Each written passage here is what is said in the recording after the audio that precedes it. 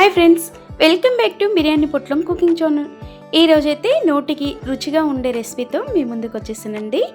ఇలా వేడివేడి అన్నంలో ఒక్కసారి కలుపుకొని తింటే మళ్ళీ మళ్ళీ తినాలనిపించేంత బాగుంటుందండి. మరి ఇలా వేడివేడి అన్నంలోనైనా లేదా రోటీలోనైనా ఈజీగా ఎలాగైనా తినేయొచ్చండి. ఎలా తయారు చేయాలో స్కిప్ చేయకుండా చివరి వరకు చూడండి. నచ్చితే ఒక లైక్, షేర్ చేసి సబ్స్క్రైబ్ చేయండి. నేనైతే 30 రూపీస్ కొత్తిమీర తీసుకున్నానండి. ఇలా లేత కాడలున్న కొత్తిమీర తీసుకోవాలండి. టేస్ట్, ఫ్లేవర్ అనేది బాగా వస్తుంది. అలాగే ఒక బౌల్లో వాటర్ తీసుకొని నీట్గా ఏరిపెట్టిన కొత్తిమీరని శుభ్రంగా ఈ విధంగా కడిగి తీసుకోవాలండి. ఇలా లేత కాడలు ఉన్నాయే తీసుకోండి. అప్పుడు మాత్రం కొత్తిమీర అనేది మంచి స్మెల్ వస్తుంది, నోటికి రుచిగా కూడా ఉంటుందండి. నీట్గా కడిగి పెట్టిన తర్వాత 2 సార్లు కొత్తిమీరని సన్నగా ఈ విధంగా తరగాలండి. ఇలా తరుగుకుంటే సరిపోతుందండి. తరిగిన కొత్తిమీరని మరొక ప్లేట్లో తీసుకొని పెట్టుకోవాలి. ఇలా వాటర్లో కడిగాం కనుక ఒక 10 నిమిషాల పాటు కడిగి ఆరబెట్టేసుకోండి. అలాగే స్టవ్ వెలిగించుకొని ఈ చిన్న గరిటెతో ఆయిల్ వేసుకోవాలండి. ఎక్కువ ఆయిల్ వేసుకోకూడదు. ఆ చిన్న గరిటెతో ఆయిల్ వేసాక నేనైతే ఒక 10 గల పచ్చిమిర్చి అండి. ఇలా పచ్చిమిర్చిని అడ్డంలో చుంచి వేసుకోవాలి. మనం కొంచెం గోరువెచ్చ అయింది అనుకున్నప్పుడు ఆ పచ్చిమిర్చిని చుంచి ఈ విధంగా వేసుకుంటే మనకి చిల్లకుండా ఉంటాయి, త్వరగా ఫ్రై అవుతాయండి. మనకి ఈ సన్నటి పచ్చిమిర్చి నేను 10 తీసుకున్నానండి. పెద్దవైతే ఒక 7-8 తీసుకోండి. ఆ పచ్చిమిర్చి ముక్కల్లోనే మనము వెల్లుల్లి రిబ్బలు, కొంచెం మనకి రుచికి సరిపడే సాల్ట్ వేసేసుకోవాలి. అలాగే చిన్నగా ఒక రెబ్బ చింతపండు వేసేసుకోండి.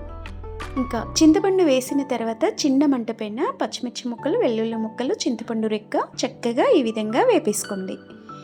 ఈ విధంగా వేపడం మూలంగా మనకి త్వరగా ఫ్రై అయిపోతాయండి. ఇలా వేపి పెట్టినాక మనము మరొక ప్లేట్ తీసుకొని ఈ విధంగా కరివేపాకు వేసేసుకోవాలండి. 2 రెబ్బల కరివేపాకు మాత్రం తప్పనిసరిగా వేసేసుకోండి. కరివేపాకు వేయడం మూలంగా మంచి రుచి వచ్చేస్తుందండి. ఓన్లీ మీరు పచ్చిమిర్చి ముక్కలతోనే పాటే వేపేయండి. ఈ విధంగా పచ్చిమిర్చి, కరివేపాకు, వెల్లుల్లి రిబ్బలు, చింతపండు రిక్క కాస్త చిన్న మంట పైన ఈ విధంగా వేపేసుకోండి. దోరగా ఫ్రై అయిపోయినాయి అనుకున్నప్పుడు మరో ప్లేట్లో తీసి పెట్టుకోండి. ఇలా ఒకటి తర్వాత ఒకటి మనం గరిటెతో తీసి ఇలా చల్లారి పెట్టేసుకోవాలి. అది కాస్త పక్కకు పెట్టేసుకొని నీట్గా కడిగి పెట్టి ఆరబెట్టిన కొత్తిమీరని అదే బౌల్లో వేసేసుకోండి. నూనె చుక్క కొంచెం అందులోనే ఉంది కనుక నూనె ఏమీ వేయకండి. సిమ్ములో కొత్తిమీరని మంచిగా పచ్చి వాసన పోయేలా గుమగుమలాడేలా వేపేసుకోవాలి. ఇలా మంచిగా ఫ్రై అయిపోయిన తర్వాత మనము ఒక 2 టమాటాలు అండి, 2 టమాటాలు మామూలు సైజులో ఈ విధంగా కట్ చేసేసుకోండి. ఆ 2 టమాటాలు వేయడం మూలంగా కొంచెం టమాటోకి ఒక్క రెబ్బ చింతపండు వేసాం కనుక పులుపు కొంచెం కారంగా మంచి ఫ్లేవర్ ఉంటుంది, కమ్మగా తినేయచ్చు.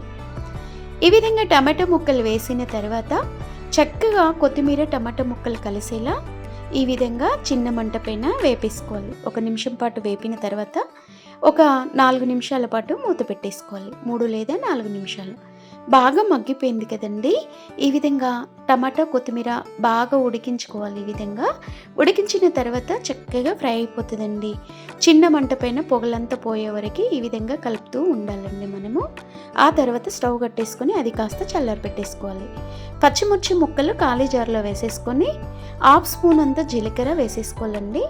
అలాగే సాల్ట్ వేసాం కనుక మీరు వేయనవసరం లేదండి. ఈ విధంగా ఒక తిప్పుడు తిప్పేస్తే చక్కగా పచ్చిమిర్చి పేస్ట్ అనేది ఈ విధంగా అయిపోయింది. వెల్లుల్లి కూడా వేసాం కనుక మనం ఇంకేం వేయనక్కర్లేదండి. చేసి పెట్టిన కొత్తిమీర, టమాటో పేస్ట్ను ఈ విధంగా వేసేసుకోవాలండి. గుమగుమలాడే కొత్తిమీర పచ్చడి ఏ విధంగా తయారు చేస్తున్నానో చూస్తున్నారు కదా ఫ్రెండ్స్. తప్పనిసరిగా మీరు ట్రై చేయండి. ఒక తిప్పుడు తిప్పినాక కొత్తిమీర రెసిపీ అనేది తయారైపోయేది. చిన్న కడాయి పెట్టేసుకొని దాంట్లో 1 స్పూన్ అంతా ఆయిల్ వేసేసుకోవాలి. అది కాస్త వేడైన తర్వాత మనము 1/2 స్పూన్ ఆవాలు, 1/2 స్పూన్ జీలకర్ర ఉండి లేనట్టు వేసేసుకోండి. వెల్లుల్లి రిబ్బలు సరిపడా మనం పచ్చిమిర్చి ముక్కలు వేసాం కనుక పోపులో వేయనక్కర్లేదండి.